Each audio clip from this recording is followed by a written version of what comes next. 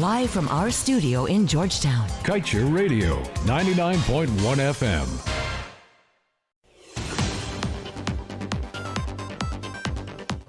Hello, I am Kayla King, and you're tuned in to the March 27, 2021 edition of the News at Noon. Coming up after the break, former Assistant Commissioner of Police and others slapped with $19 million fraud charge. Roger Khan was intended target for Palm Court shooting, says sources. International lawyer challenges Vice President for evidence that gas to shore project will work. And toddler killed, mother injured after tree fell. Stay tuned to stay informed.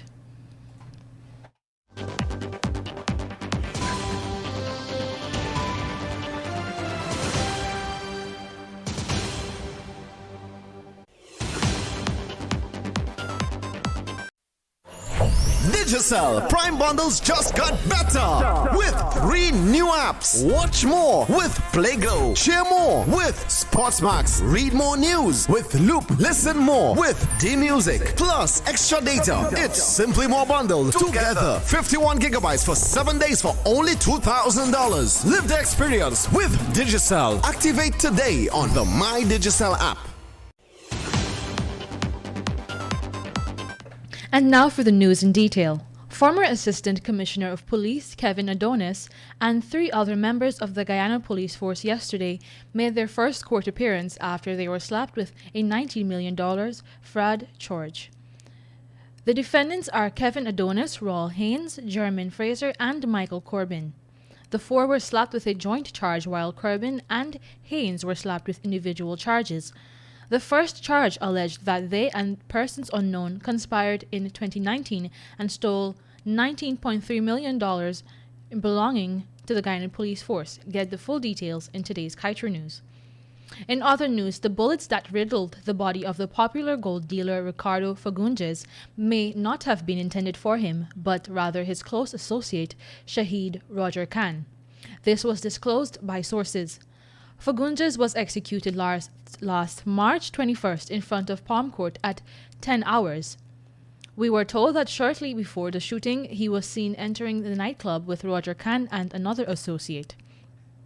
While many theories float as to why anyone would want to harm Fagundes, sources close to this investigations presented a clear outline of the assumption. It was said that both Fagundes and Khan were identically dressed at the time of the shooting. Added to that, Khan and Fagundes are said to have same height and build. Not to mention, Fagundes was regularly driving Khan's black Ford pickup. Meanwhile, the Irfan Ali-led administration is steadfast in its plan to land a multi-billion-dollar pipeline at Wales, West Bank Demerara, for the proposed gas to shore project, despite the widespread criticism it has faced from industry experts.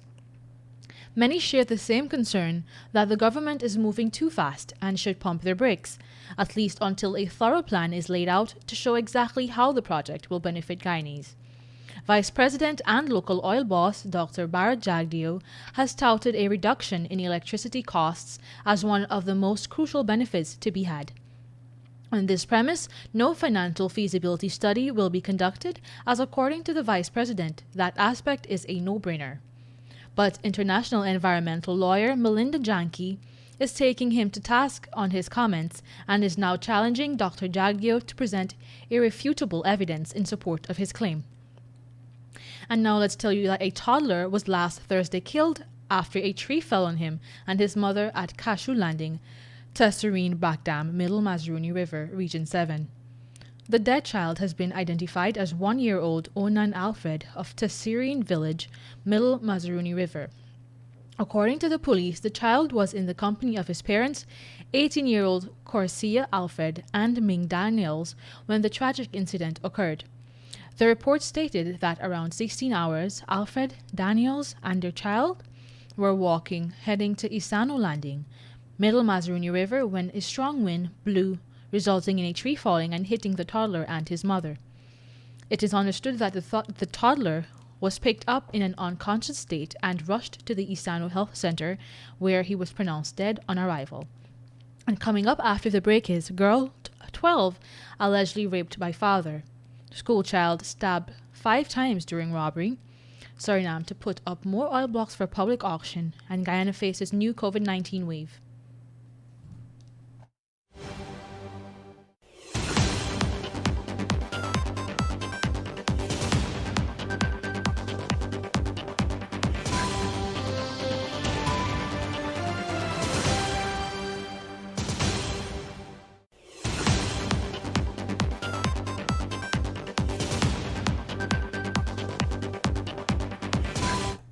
Welcome back.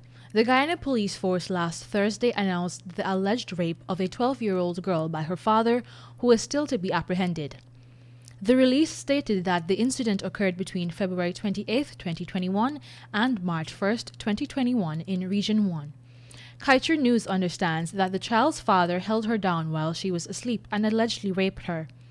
The matter was later brought to the attention of the Child Care and Protection Agency and was subsequently reported to the police on Wednesday, March 24, 2021.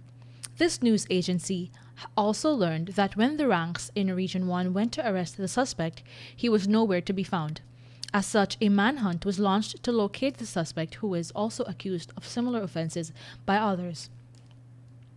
Meanwhile, an Annandale secondary school student was on Thursday afternoon stabbed at least 5 times while being robbed by a group of perpetrators moments after leaving school. Currently recovering after a surgery at the Georgetown Public Hospital Corporation is 16-year-old Joshua Rohoman. The young boy was attacked by 5 suspects armed with scissors in the vicinity of the Annandale seawall, East Coast Demerara. According to the police reports, the 16-year-old during the robbery reportedly tried to defend himself, but was dealt with 5 stabs about his body before the suspects robbed him of his belongings. Reports are that the now injured teen was relieved of his laptop, cellular phone, his music box, and backpack, after which the robbers made good their escape. Now let's tell you, governments around the world make big money when they award oil and gas contracts by open, competitive bidding processes. They also ensure that when such a process is upheld transparently, the best and most eligible companies are chosen to do the job. This is the process the Suriname state-run oil company Staatsolie has taken, as it has announced that in the near future, oil blocks onshore of the country will open up for public auction.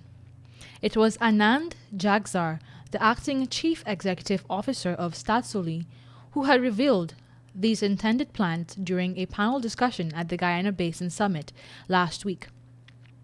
GBS was a virtual 3-day oil and gas conference which concluded on Friday last. It was aimed at delivering network and valuable insight into the region's potential, its challenges, and the road ahead.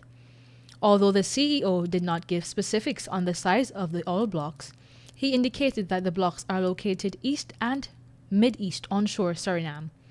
He had also asked potential investors and international oil companies to express their interest through Staatsolie. Now let's tell you that Guyana is facing a new wave of COVID-19 infections and deaths. A data analysis by Kaieteur News shows that March 2021 is rivaling the August to October 2020 period for one of the worst months of the pandemic. Check any recent Ministry of Health dashboard and you will see that the startling numbers. Yesterday, the ministry reported 109 cases. This took Guyana across the 10,000 cases line, an unfortunate milestone, to 10,007. The World Bank has Guyana's population at 782,766. That means more than 1 in every 100 persons in the country has tested positive for COVID-19. Brazil, Guyana's neighbor, has become one of the nations hit hardest by the pandemic. Virtually all major COVID-19 variants have been recorded there. 3 days ago, the country's daily death toll surpassed 3,000. It surpassed 300,000 deaths linked to the virus. Despite this, the president, Jair Bolsonaro, opposes lockdowns and precautionary measures. BBBC reported that he told the population very soon we'll resume our normal lives. In a speech just before the health ministry reported 3,251 deaths 2 days ago. With the time moving on to 12 hours 11, it is now time for your COVID update coming from Worldometer. Coronavirus cases are now at 126.8 million, whereas the deaths are at 2.7 million, and in the case of recoveries, 102.2 million. And that just about brings us to the end of your news at noon. I am Kayla King. Thank you for listening.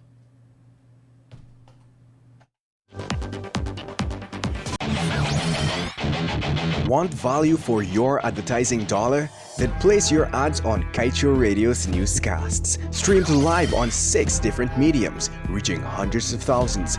Advertise today and watch your dollar grow. Call us on 225-8465 or 226-8210 today. Coming up next is a short excerpt coming from the publisher of the Kaieteur News, Dr. Glenn Lau.